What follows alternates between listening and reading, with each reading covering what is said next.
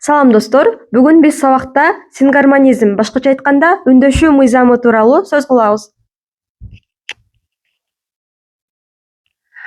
Бир сөздүн курамындагы үндүү тыбыштардын өз ара таасирлеринин натыйжасында бири-бири менен үндөшүүсү, башкача айтканда бирдей сапатка ээ болуусу бул сингармонизм же болбосо үндөшүү закону болот экен. Кыргыз тилинде бир сөз ичиндеги үндүүлөр тил күүсү боюнча жана эрин күүсү боюнча үндөшөт. Кыргыз тилинде бир сөз ичинде кээде сөздөрдө айрым учурда сүйлөм ичиндеги үндүү тыбыштар бир ыргакка келип ыргактуу айтылат. Чечмелеп айтканда үндүүлөрдүн жоон ичкелигине, кең кууштугуна жана эринчил эринсиздигине жараша болот. Мында үндүү тыбыштардын таасири менен үнсүз тыбыштар да өзгөрүүгө учурайт. Мисал келтире кетсем, мисалы китеби деген сөздө п тыбышы эки үндүүнүн ортосунда келип жумшарып айтылып б тыбышына өзгөрүп айтылды. Ошол себептен үндөштүк мыйзамын мыйзамдардын мыйзамы же суперсегменттик системалык күч деп айтууга болот. Кыргыз тилиндеги үндүү тыбыштар ооз көңдөйүнүн абалы боюнча 3 негизги белгилери боюнча бөлүнөт экен. Алардын бири бул тилдин горизонталдык абалы. Буга карап үндүүлөр жоон жана ичке болуп экиге бөлүнөт. Жоон үндүүлөрдү айтканда тилибиз артка жылат, ал эми ичке үндүүлөрдү айтканда тил алдыга жылат.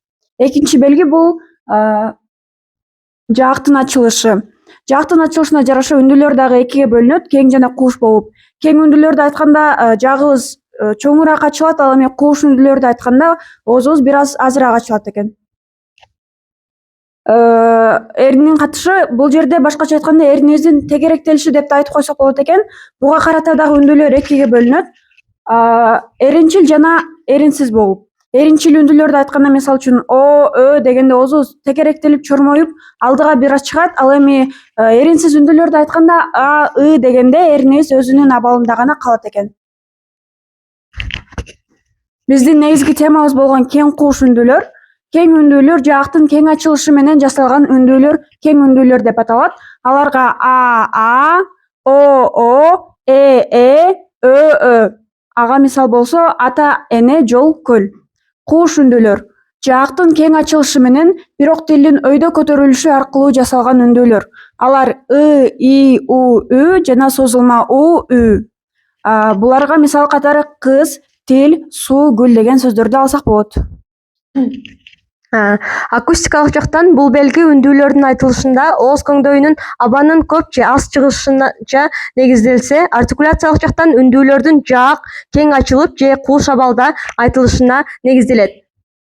Анда эмесе мүчөлөрдө кандай болорун байкап көрсөк, тилдеги колдонулушу жактан мүчөдөгү үндүүлөр же жалаң кууш же жалаң кең болот. Алар эч качан аралашпайт. Мисалга алып карасак, ч, лар, нын, га мүчөлөрүнө сөздөрдү улаганда, мисалы ч мүчөсүнө китепчи, малчы, балыкчы, ларга балдар, энелер, нынга баланын, кыздын, гага болсо мектепке, көлгө жана башкалар. Мүчөдөгү үндүүлөр же жалаң же кең же жалаң кууш болуп эч качан бири-бири менен аралашпай так ушул кең кууштук белгиси боюнча бөлүштүрүлөт.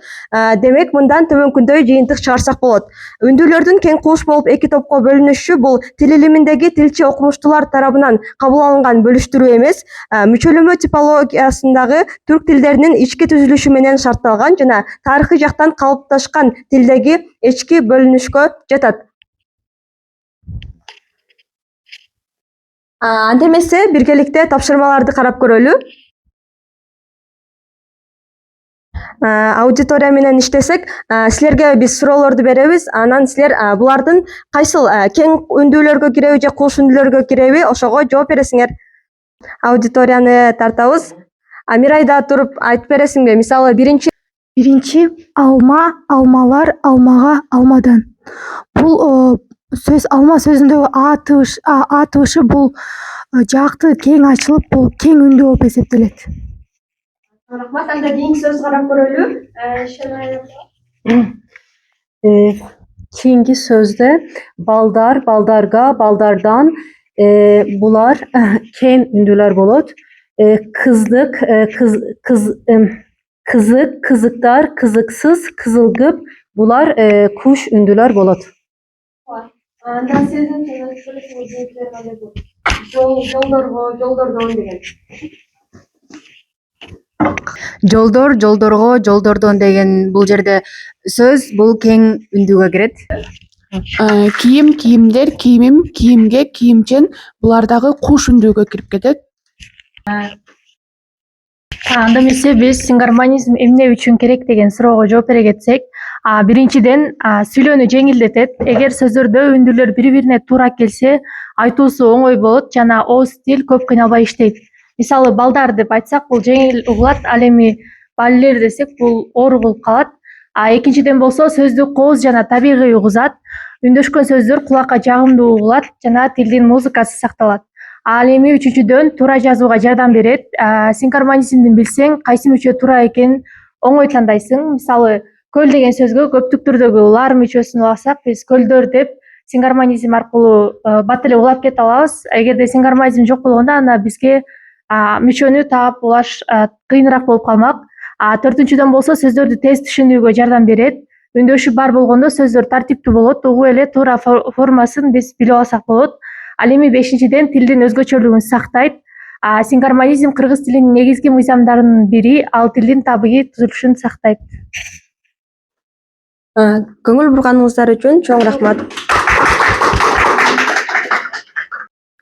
Саламатсыздарбы? Бизге берилген тема үндүүлөрдүн ачык жана эриндик белгиси болуп эсептелет. Анда биз үндүүлөрдүн ачык эриндик системасына кирерден мурун үндүүлөр системасына токтолсок, акустикалык жактан үндүүлөр жалаң гана тондон, үндөн, ал эми үнсүздөр шыбыштан турат. Же болбосо шыбыш менен үндүн катышынан турат. Бул жагына үндүүлөр тончул, ал эми үнсүздөр шыбышчыл болуп келет.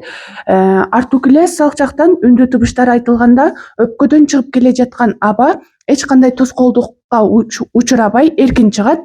Ал эми үнсүздөрдү айтып жатканда ошол өпкөдөн чыгып келе жаткан аба бир аз тоскоолдукка учурап, эркин чыкпай калат. Жана ошондой эле кыргыз тили түрк тилдеринин өзгөчөлүгүнүн жана айырмаланып турган бул сингармонизм жана эрин күсү болуп саналат экен. Башкача айтканда, эрин күсүнүн туруктуу жана күчтүү сакталышы менен кыргыз тили бардык түрк тилинен айырмаланып турат. Кыргыз тилиндеги эрин күсүндөгү мүчөдөгү үндүүлөр уңгудагы үндүүгө карай эрчишет. Мисалы, ооздогуч, койлору, короодон, туруксуз, өкүнүчтүү, окумуштуулар, курулуш. Башкача айтканда, эрин үндүүлөр менен эрин, ал эми ачык үндүүлөр менен ачык үндүүлөр болуп кетет экен. Үндүүлөрдүн ачык эриндик белгиси. Ачык эриндик белги бул артикуляциялык жактан негизделет да, артикуляциялык жактан каралат дагы.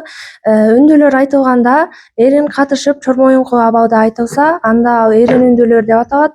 Эгер эрин катышпай ачык абалда айтылса, анда ал ачык үндүүлөр деп аталат. Мисалы, эрин үндүүлөргө бул о, ö, у, ү жана созулма о, у, ö, ү кирсе, ал эми ачык үндүүлөргө а, э, ы, и жана созулма а, э кирет. Акустикалык жактан эрин үндүүлөр өздөрүнүн түгөйлөрү ачык үндүүлөргө караганда бир аз жоон айтылат. Функционалдык жактан мүчөдөгү созулма үндүүлөр жалаң гана эрин үндүүлөр тиешелүү болот дагы. Бул типтеги мүчөлөрдө ачык үндүүлөрдүн колдонулушуна чек коюлат. Мисалга айтсак, лу, лү, о, ö, у, ү.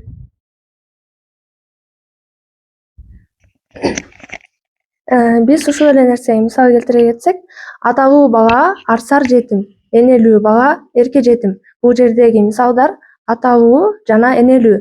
Кийинкиси, алтооң ала болсоң, алдыдагыны алдырасың. Төртөөң төп келсең, төбөдөгүнү аласың. Бул жердеги мисалдар алтоо, төртөө.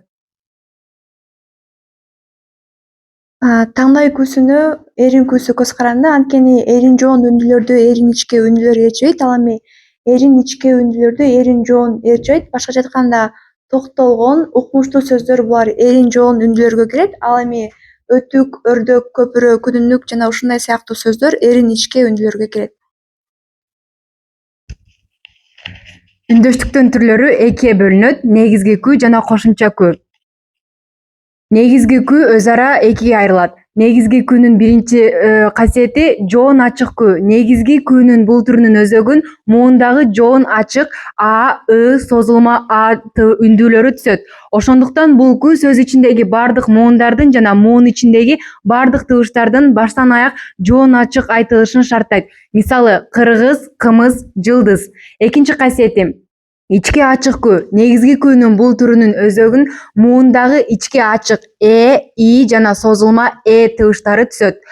Бул күүдө сөз ичиндеги бардык муундар жана муундагы бардык тыбыштар баштан аяк ички ачык айтылат. Мисалы, кереге, терезе, береке.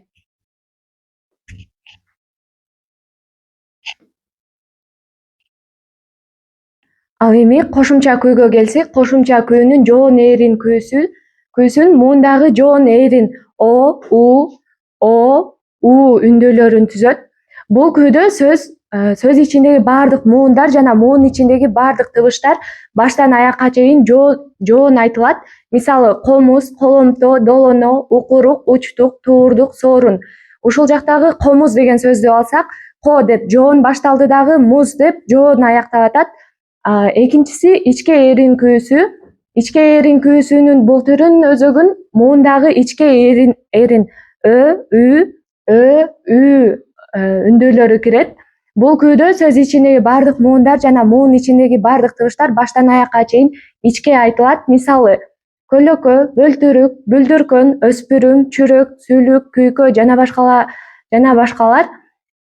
Бул жактагы бөлтүрүк деген сөздү алсак, бөл деп биринчи муун ичке айтылды дагы, түрүк деп үү менен ичке аяктап атат. Жана ушуну менен жыйынтыктап кетсек, эрин ачык белгиси бул артикуляция, көз каранды экен. Башкача айтканда бул адамдын органдарына. Мисалы үчүн, эгерде сынакта же тапшырмаларда же мугалимдер сиздерден эрин ачык үндүүлөр кайсыл деп сураганда, үндүүлөрдү айтып атканда ооздун артикуляциянын белгисине карап, аларды бөлүүгө оңой экен. Ал эми ушул жерде биз сингармонизм законуна токтоло кетели. Анткени биздин темабыз түздөн түз сингармонизмден көз каранды жана аны менен байланышып турат. Мисалы үчүн, сингармонизм бул үндөштүк закону деп баарыбыз билебиз. Бирок үндөштүк закону 100% сакталып кала бербейт. Ал бузулууларга жана солгундашууга учурайт. Мисалы үчүн, ага мисал катары эң биринчи эриндик жана ачык үндүүлөрдүн бузулушун карай кетели. Биз билгендей эле сингармонизм закону эрин үндүүдөн кийин эрин үндүү кетет деп атабыз. Бирок кээ бир убактарда эрин үндүүдөн кийин ачык үндүүлөр да келип калышы мүмкүн экен. Мисалы үчүн, тоодак, булак. Ал эми ачык үндүүлөрдөн кийин дагы эрин үндүүлөр келе бериши мүмкүн экен. Ага өзгөчө мүчөлөр себепкер. Ал кайсыл мүчөлөр? Бул луу мүчөсү, чуу мүчөсү, ө мүчөсү жана ооч мүчөсү. Эми мисал келтирип далилдей кетели. Мисалы үчүн, балалуу, энелүү, аталуу деп макал айта кеттик. Жана ошондой эле чуу, адат өткөн чак. Келчүмүн, барчусуң. Жана билүү, баруу, келүү. Жана ооч мүчөсү, бул ооч мүчөсү деген өтө эски мүчөдө болуп эсептелет экен. Башкача айтканда, тирөөч анан байлооч деп колдонот экенбиз. Жана ошондой эле алтоо, жетөө деп санатоочко кирген мүчөлөрдү карай кетет экенбиз. Жана ошондой эле кичирейтүү мүчөлөрү: эк, ке, бай, тай. Атаке, коёнек, жеңеке бай, эжеке бай, жеңге тай деп биз абдан көп колдонобуз.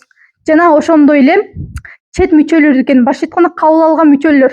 Ал кана, стар, кер, кор, кеч, бай. Башкача айтканда, китеп кана, ишкана, Өзбекстан, Түркстан жана кер, корго деген жоокер, жароокер, канкор, сүткор деген сөздөр. Буда сингармонизм закону бузулушун байкасак болот. Жана кыял кеч, бейадеп сөздөрүндө сингармонизм закону бузулуп жатат. Жана өзгөчө сингармонизм татаал сөздөрдө жана чет тилден кабыл алган сөздөрдө бузулуусу өтө популярдуу десек болот. Мисал үчүн, акиташ, кайнене, көз айнек, ит мурун, эркечтам, каныбек сыяктуу сөздөрдө сингармонизм бузулган. Жана ошондой эле биз билген фонема жана морфема сөзү бул чет сөздөрү болуп чет сөздөр экен.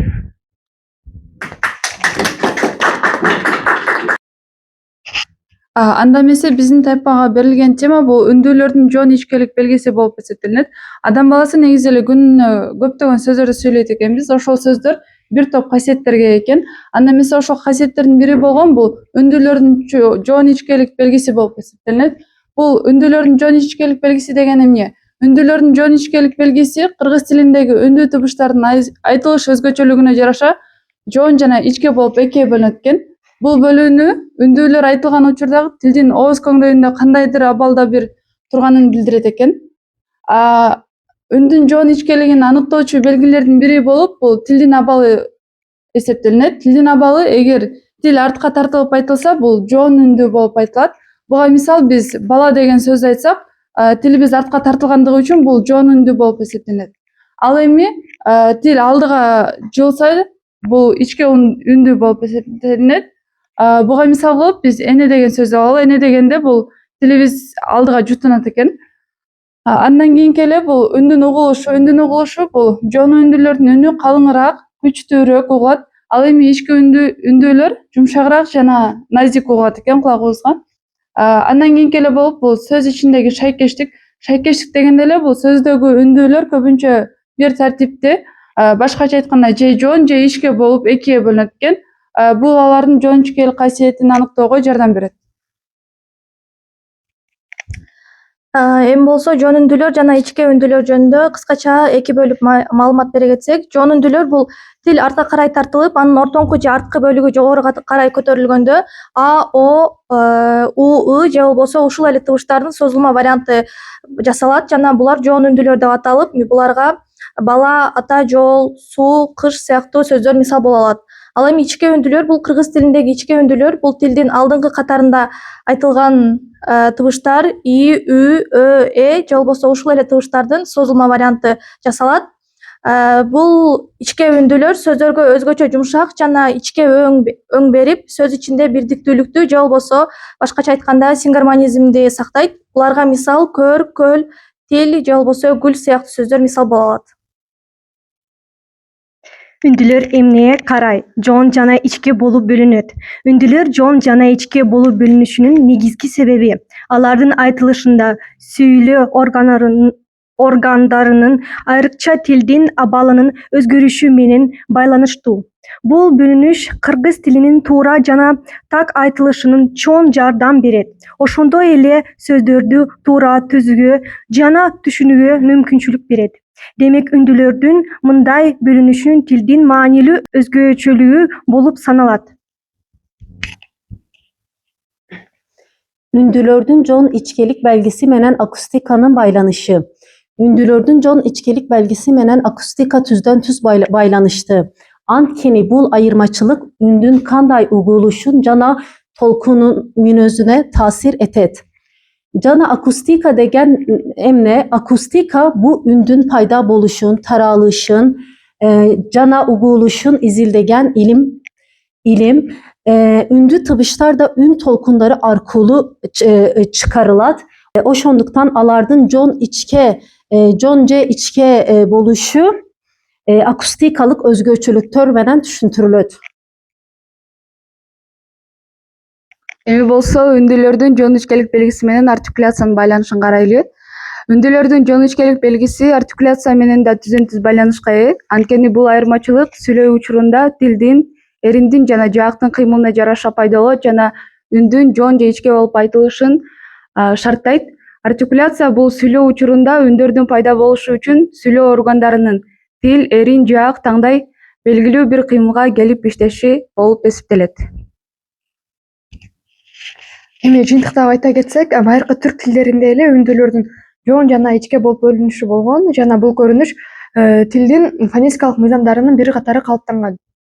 Үндүүлөрдүн жоон ичкилик белгиси кыргыз тилинин эң маанилүү фонетикалык өзгөчөлүктөрүнүн бири болуп саналат. Жоон жана ичке үндүүлөр сөздөрдүн туура айтылышын жана жазылышын камсыз кылып, кыргыз тилиндеги үндүүлөрдүн шайкештиги мыйзамын түзөт. Ошондуктан бул белги тилдин фонетикалык түзүлүшүн түшүнүүдө жана туура сүйлөө маданиятын калыптандырууда чоң мааниге ээ.